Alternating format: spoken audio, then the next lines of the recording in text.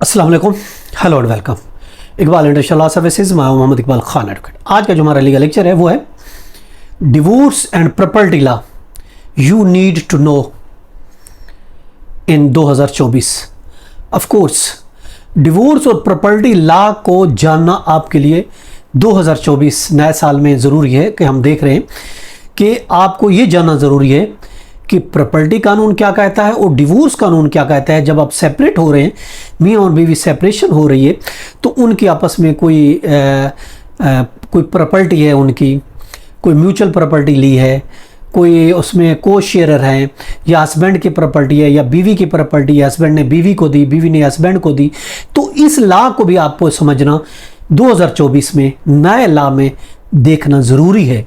अगर हम डिवोर्स कर रहे हैं अभी नए साल में 2024 में, तो आपका ये जानना भी ज़रूरी है कि बेसिकली लॉ है क्या डिवोर्स का और प्रॉपर्टी का। अगर आप सेपरेट होना चाह रहे हैं, आप डिवोर्स कर रहे हैं, वाइफ खुला ले रही है, वाइफ डिवोर्स ले रही है, या हस्बैंड उसको यूनिलेटरी तलाक करना चाह रहा है, तो आपका ये जानना ज़रूरी है कि कानून किस बारे में क्या कहता है। डिवोर्स अंडर अगर हम बात करते हैं कि किस तरीके से लॉ के मुताबिक अगर आप डिवोर्स कर रहे हैं तो प्रॉपर्टी की डिवीजन क्या होगी। डिवोर्स अंडर पाकिस्तान लॉ अगर हम ये देख रहे हैं, पाकिस्तान कानून के मुताबिक अगर हम देख रहे हैं तो किस तरीके से होगा। प्रॉपर्टी देखें, at the time of divorce याद रखें, जो प्रॉपर्टी जिसके नाम है वो प्रॉपर्टी उसी के नाम रहेगी। ये इंपॉर्टेंट बात याद रखें। डिवोर्स होते वक्त अगर कोई प्रॉपर्टी हस्बैंड के नाम है तो हस्बैंड ही मालिक रहेगा डिवोर्स के बाद भी। अगर कोई प्रॉपर्टी बीवी के नाम है तो वह प्रॉपर्टी बीवी ही की रहेगी डिवोर्स होने के बाद भी। अगर कोई प्रॉपर्टी शादी के बाद हस्बैंड ने बीवी के नाम कर दी थी, तलाक हो रही है, तो भी वो प्रॉपर्टी बीवी के नाम ही रहेगी, वो वापस नहीं ले सकता। अगर वो ये कहता है कि जी ये प्रॉपर्टी तो बेनामी की ट्रांजैक्शन है, इसके पास तो कोई सोर्स ऑफ इनकम नहीं है, उसके पास तो कोई पैसा नहीं है, ये तो प्रॉपर्टी मैंने खरीदी थी और मैंने उसके नाम की थी, आप ऐसी प्रॉपर्टी को बेनामी करार नहीं दे सकते। ऐसी प्रॉपर्टी गिफ्ट में शुमार होगी। During the existence of the marriage अगर हस्बैंड कोई प्रॉपर्टी बीवी के नाम करता है, वो प्रॉपर्टी कहलाएगी गिफ्ट पर कहलाएगी।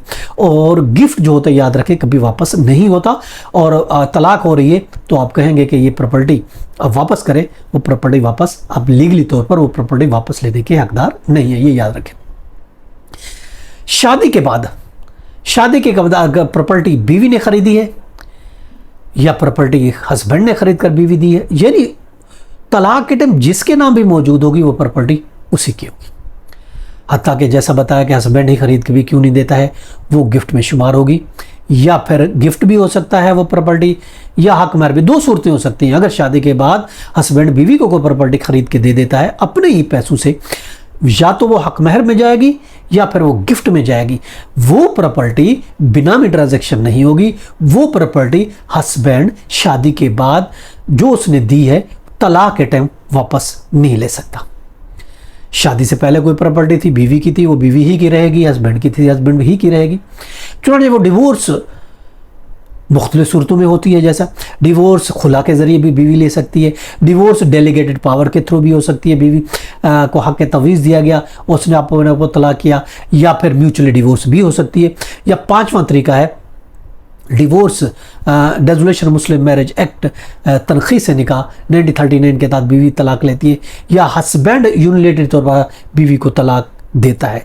तो ये 6 सूरतें हैं तलाक की, यानी एक खुला, दूसरी डेलीगेटेड पावर, तीसरी म्यूचुअल, चौथी जो हो गई डिवोर्स हो गई, और पांचवी जो हो गई वो फस्ख निकाह डेजोलेशन मुस्लिम मैरिज एक्ट के तहत, या हस्बैंड यूनिलेटरी देता है। तो ये मुख्तलिफ डिवोर्स की किस्में, चाहे कोई भी किस्म क्यों नहीं हो, अगर डिवोर्स हो रही है तो प्रॉपर्टी की डिवीजन नहीं होगी। जिसके पास है उसी के पास रहेगी। At the time of marriage at the time of divorce देखा जाएगा, डिवोर्स के वक्त जिसके नाम जो प्रॉपर्टी रह गई, चाहे सही थी या गलत थी, वो उसी की रहेगी। और डिवोर्स के बाद प्रॉपर्टी की डिवीजन नहीं हो सकती। प्रॉपर्टी ना बीवी हस्बैंड से क्लेम कर सकती, ना हस्बैंड बीवी से क्लेम कर सकता है। ये था हमारा आज का लीगल लेक्चर। इसके साथ इजाज़त, कर फिर मिलेंगे। Have a nice day. Allah हाफ़िज़।